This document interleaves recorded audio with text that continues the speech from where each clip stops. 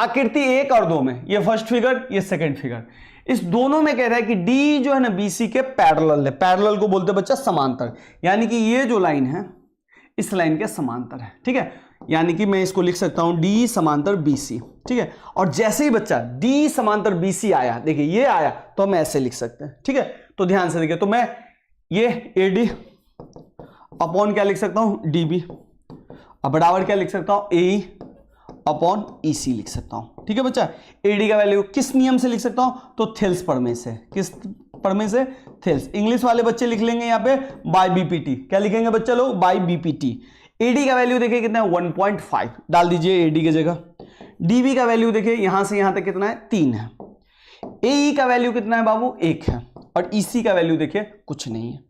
अब इसको देखिए बच्चा, अगर आप कैलकुलेट करना चाहें तो कुछ ऐसे होगा, ईसी को 1.5 से कर दीजिए तो 1.5 इंटू ईसी, और इधर अगर मैं 3 को 1 से कर दूंगा तो 3, यानी कि इसको और कैलकुलेट करूं तो ईसी बराबर हो जाएगा 3/1.5। अगर इसको मैं काटूं तो 1.5 दूनी 3, तो ईसी बराबर कितना हो गया, 2 सेंटीमीटर, 2।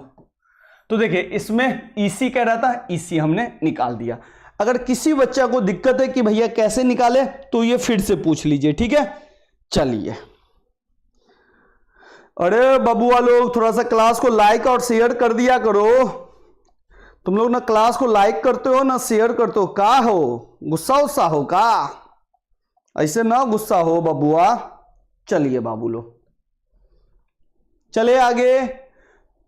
चलिए बाबू, तो ये हो गया फर्स्ट क्वेश्चन आपका। अब आइए बाबू सेकंड क्वेश्चन। सेकंड क्वेश्चन क्या है,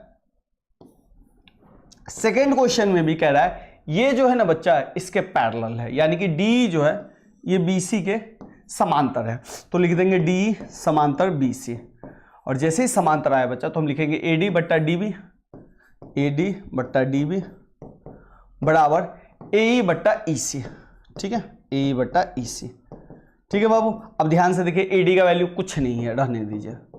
ध्यान से देखिए, डीबी के जगह पे 7.2, एई के जगह पे देखिए 1.8 है, और ईसी के जगह पर कितना है 5.4।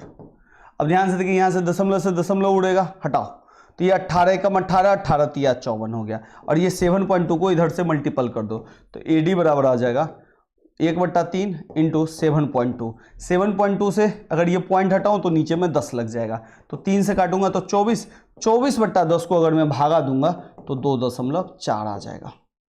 किसी बच्चा को दिक्कत है तो मुझसे पूछ लीजिए कि भैया यहाँ पे कैलकुलेशन कैसे हुआ, ठीक है।